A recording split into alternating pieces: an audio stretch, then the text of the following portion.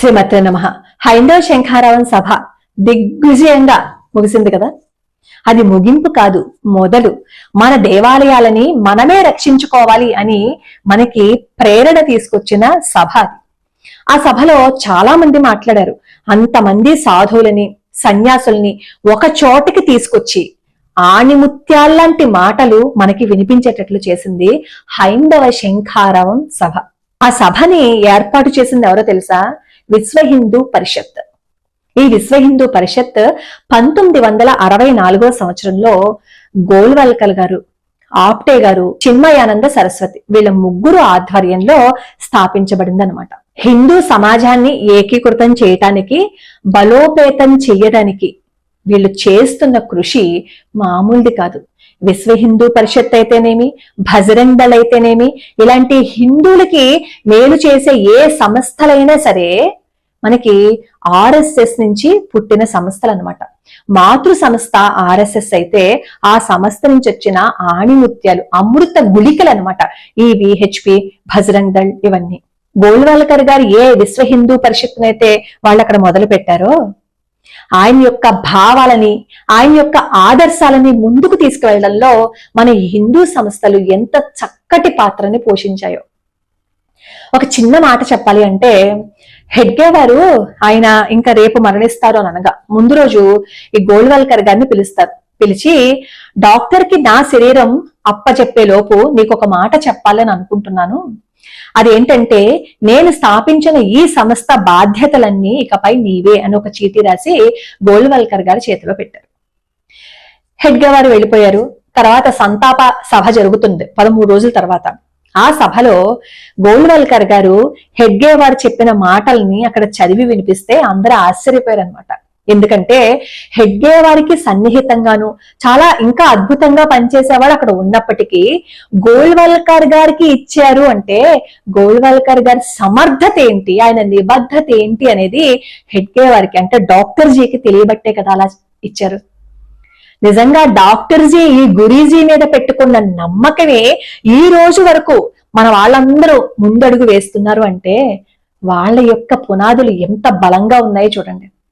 నేను ఈ విశ్వ హిందూ పరిషత్ గురించి కానీ ఆర్ఎస్ఎస్ గురించి కానీ ఎందుకు మాట్లాడతాను అంటే, వాళ్ళు ఏదైనా ఒక వ్యవస్థ చేశారు అంటే అది చక్కగా అలా వెళ్ళిపోతుంది అంతే. అయోధ్య విషయంలో కూడా విహెచ్పికి సంబంధించిన అశోక్ సింఘాల్ గారు, ఆయన పాత్ర అసలు మనం మాటల్లో చెప్పలేము. కానీ మన దురదృష్టం ఏంటంటే ఈ ఆర్ఎస్ఎస్ ని, భగత్ సింగ్ గారిని, అలాగే సావర్కర్ గారిని వీళ్ళందరినీ ఏమంటారు తెలుసా? తీవ్రవాద సంస్థలు అంటూ తీవ్రవాదులను కూడా ముద్ర వేస్తారు. ఎందుకంటే గాడ్సే గారు కూడా ఈ ఆర్ఎస్ఎస్ కి సంబంధించిన వ్యక్తి కాబట్టి, గాడ్సే గారు గాంధీ గారిని ప్రాణాలు తీసేశారు కాబట్టి ఆర్ఎస్ఎస్ మీద ఒక ముద్ర వేసేశారు. గాంధీ గారంటే ఇష్టమైన వాళ్ళు ఏం చేస్తారు అంటే గాడ్సేని ఇష్టం వచ్చినట్లు తిడతారు. నాతోనే చెప్పారు.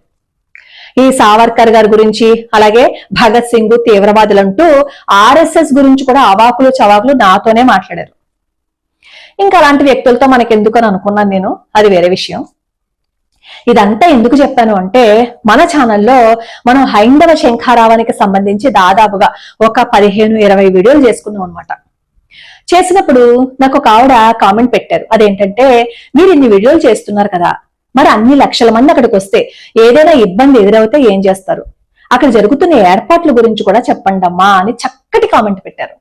నాకు చాలా బాగా నచ్చింది. ఎందుకంటే బాధ్యత అంటే అది, అలా బాధ్యత తీసుకోవాలి నిజంగా.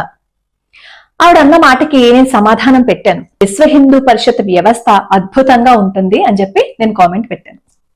నిజమే, ఆర్ఎస్ఎస్ మాతృ సంస్థ అయితే ఆ సంస్థ నుంచి వచ్చినవన్నమాట ఈ విశ్వ హిందూ పరిషత్ గాని, బజరంగ్ దళ్ గాని, హిందువులకి సంబంధించిన ఏదైనా సరే మాతృ సంస్థ అయిన ఆర్ఎస్ఎస్ నుంచే వచ్చాయి. అలాంటి ఆర్ఎస్ఎస్ నే దూషిస్తూ ఉంటారు కొంతమంది అజ్ఞానులు. ఎక్కడైనా ఏదైనా ఒక సభ జరిగినా, ఏదైనా సమావేశం జరిగినా కొంతమంది ఎక్కువగా వచ్చారు అని అనుకోండి, ఏదో విధంగా అక్కడ అపశృతి జరగచ్చు కొన్నిసార్లు. అంటే ప్రతిసారి జరుగుతుందని నేను చెప్పట్లేదు.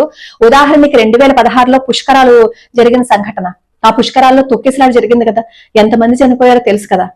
ఆ తర్వాత ఉత్తరప్రదేశ్ లో కూడా తొక్కిసలాట జరిగింది. ఎవరో బాబా గారు వచ్చారు అంటే అక్కడికి అందరూ వెళ్తే అక్కడ కూడా తొక్కిసలాట జరిగింది. అంటే కొంతమంది జనాలు అక్కడికి గుమ్ముగుడితే ఎటువంటి అపశృతి జరుగుతుంది అనేది మనం చూస్తున్నాం. కానీ ఈ విశ్వ హిందూ పరిషత్తు, ఈ RSS వీళ్ళు ఎవరైతే ఉన్నారో వాళ్ళ యొక్క సంకల్పం ఎంత గట్టిదో చూడండి.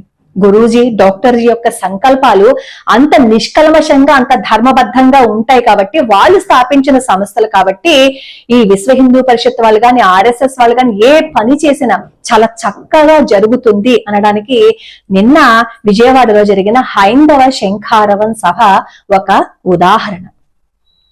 ఆ సభలో ఎంతో మంది సన్యాసుల్ని, సాధువుల్ని ఒకే స్టేజ్ మీదకి తీసుకొచ్చారు. మన దేవాలయాల మీద అధికారం మనకే ఉండాలి, మనం మన దేవాలయాల్ని కాపాడుకోవాలి అని చెప్పి తెలియచేయటం కోసం అంతమంది సన్యాసుల్ని, సాధువుల్ని అక్కడ తీసుకొచ్చి వాళ్ళందరి చేత మాట్లాడిస్తే ఒక్కొక్కళ్ళు మాట్లాడిన ఒక్కొక్క మాట ఆణిముత్యం అని చెప్పచ్చు. మీరు ఆ హైందవ శంఖారావానికి సంబంధించిన లైవ్ పూర్తిగా వినండి. అనంత శ్రీరామ్ గారు గాని, చినజీయర్ స్వామి వారు గాని, అలాగే గణపతి సచ్చిదానంద స్వామి వారు గాని, అలానే కమలానంద భారతి గారు గాని, ఇలా వీళ్ళందరూ మాట్లాడిన మాటలు ఎంత అద్భుతంగా ఉన్నాయో. ముఖ్యంగా నాకు చినజీయర్ స్వామి వారు మాట్లాడిన మాటలు, అనంత శ్రీరామ్ గారు మాట్లాడిన మాటలు భలేగా అనిపించాయి. ఎంత చక్కగా మాట్లాడారు అంటే అద్భుతం అనే చెప్పచ్చు. చినజీయర్ స్వామి వారు చెప్పిన ఒక ఉదాహరణ అయితే నాకు భలేగా నచ్చింది. సెల్ ఫోన్ లో ఛార్జ్ అయిపోతే మనం ఛార్జ్ ఎలా అయితే పెట్టుకుంటామో, దేవాలయాలు మన మనసుకి, మన శరీరానికి ఛార్జ్ చేసే ఒక క్షేత్రం. అలాంటి దేవాలయాలని మనం కాపాడుకోవాలి. ఆ దేవాలయాల్లో జరిగే పూజలు గాని, వ్యవస్థ గాని అక్కడ ఉండే అర్చకులకు తెలుస్తుంది, ఆలయానికి సంబంధించిన వాళ్ళకి తెలుస్తుంది. అంతే తప్ప ప్రభుత్వానికో, ఇంకో ఈవోకో తెలియదు కదా. కాబట్టి ఈ దేవాలయాలకు సంబంధించిందంతా ఆ దేవాలయాల్లో పనిచేసే అర్చకులకి, అలాగే ఈ పీఠాధిపతులకి, వాళ్ళకి ఇస్తే బాగుంటుంది అన్నట్లుగా ఆయన మాట్లాడారు. ఇలా మన దేవాలయాలను ఎవరైతే ఆక్రమించుకోవాలి అని అనుకుంటున్నారో వాళ్ళకి షాకింగ్ కామెంట్స్ చినజీయర్ స్వామి వారు చేశారు. వాళ్ళ మొహం మాడిపోయి ఉంటుంది కదా. చాలా అద్భుతంగా ఉంది ఈ చినజీయర్ స్వామి వారు మాట్లాడిన మాటలు, ఒకసారి వినండి.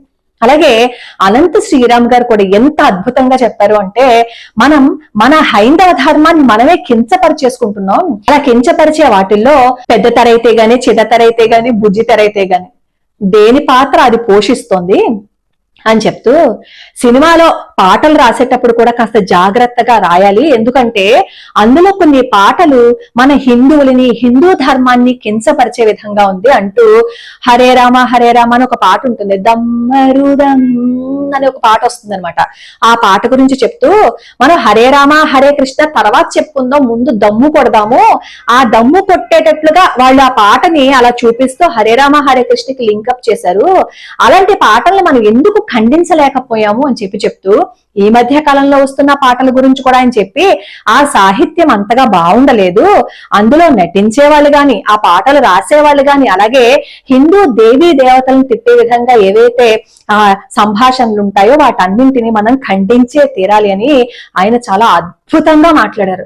నాకు ఎంత చక్కగా అనిపించిందో.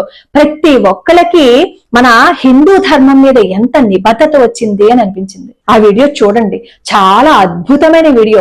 ఎన్నో విషయాలు మనం తెలుసుకోగలుగుతాం, ఎందుకంటే ఒక్కొక్క సాధువు, ఒక్కొక్క సన్యాసి వాళ్ళ మనసులోని భావాలని మనకి చెప్పారు.